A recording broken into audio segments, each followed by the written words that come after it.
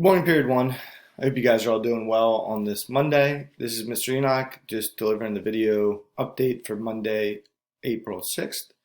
So today I'll go through what you guys need to do for today. Please remember you can go back and do any of the enrichment pieces. For this week, we're going to have enrichment on Monday and Tuesday, and then Wednesday and Thursday, we're actually going to be doing a bit of a review because starting on April 14th, next Tuesday, we're actually going to get back into marking period 4 of the year. So we're going to have some graded assignments. We're going to have work every day, and I want to make sure you guys are checking in. I'm going to have a more detailed update about that later in the week, but I want you guys to be aware that that will be upcoming. So you guys can click on the folder for Monday, April 6th. Here are directions. I'll go over them with you.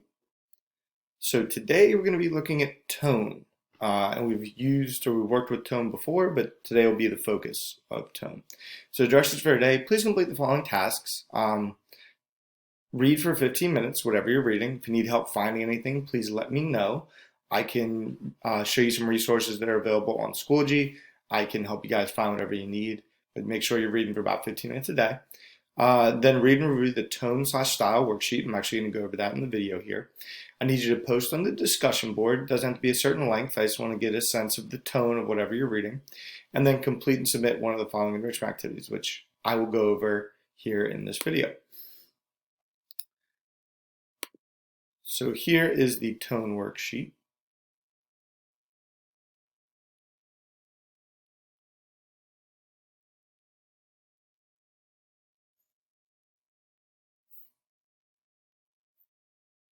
All right, what is tone? Tone is the way an author creates an attitude or mood in a piece of writing. So some common tone examples emotionally would be optimistic, hurt, compassionate, agitated, questioning, authoritative, hopeful, or even nervous. And by understanding the tone of the piece, you can gain a deeper understanding of all the elements in the story. In fact, the writer's purpose for writing may be related to the tone or even revealed in the tone. Tone is often used as an emotional center of a text. It can reveal an author's attitude towards the theme. I always like to use that word attitude when talking about tone. You've probably heard someone at home when you have probably a negative attitude about doing your chores or something say, hey, don't take that tone with me. Usually means you're taking you have a negative attitude about whatever you're doing.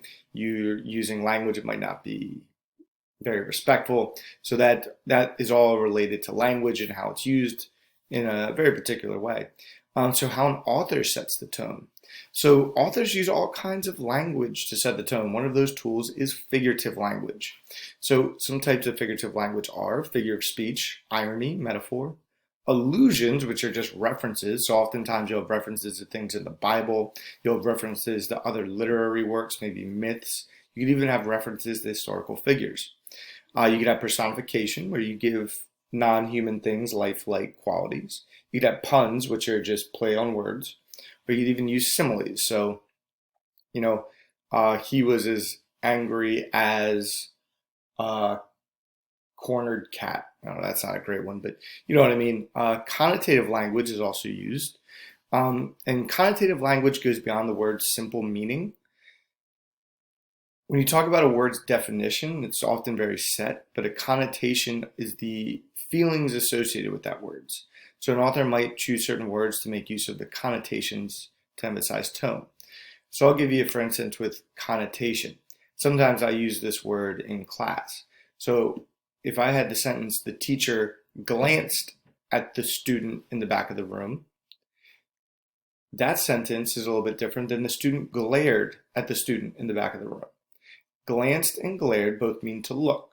But when you glance at something, you kind of do it curiously, you do it not really thinking about it, kind of slyly, whereas glared often has an angry tone associated with it, because the connotation of glared is that when you're glaring at someone, you usually have a pretty strong feeling. It's usually a pretty negative feeling as well. So you notice there that one word can actually change the entire meaning of a sentence, even though the two words mean essentially the same thing. So some other tools that authors use to create tone: they use figurative language, repetition, allusion, metaphors and simile, rhyme, analogy, the connotative language of the words, and they use their word choice. Again, that word choice is huge when you talk about how an author or writer gets their tone across. So we'll go back over here, tone discussion. Just give me a word here on the discussion board. What would you describe the tone in your piece? And then what evidence do you have that demonstrates this tone? I miswrote it here, theme. I'll change that then. What's the tone of your piece and how do you know? It doesn't have to be huge, just maybe give a line or two from the text, short explanation. And then for the tone enrichment activity, what I'd like you guys to do is pick one of the three. So for the first one, you could actually examine the writer's style, which is pretty closely related with tone, by choosing 3 quotes that clearly illustrates the tone. For each quote, write a description that explains the writer's style in relation to that quote. So that'll be about a paragraph in length. You could also do a tone analysis.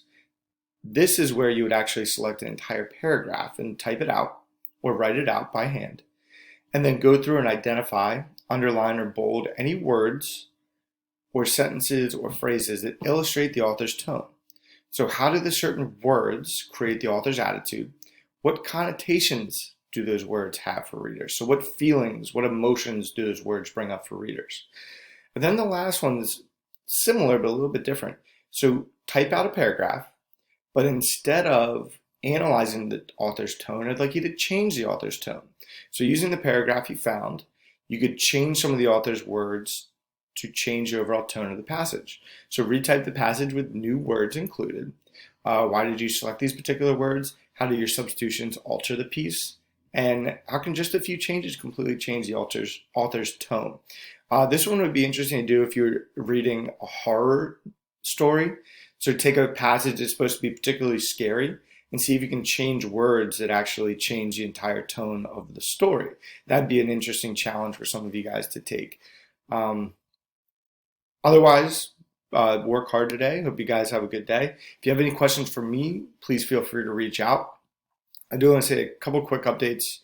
I'm going to give you some more information about next week tomorrow, and I'm also probably going to have a Google Meet at some point this week just to touch base, answer any questions you guys have, and kind of go into more detail about what next week will look like, because next week we're going to get into more graded material, things that you'll actually be held accountable for in the grade book, which I know some of you care deeply about. All right, well, have a good Monday, everybody. I hope your books are interesting, and I'm excited to see the work you guys do. Have a good day. Bye.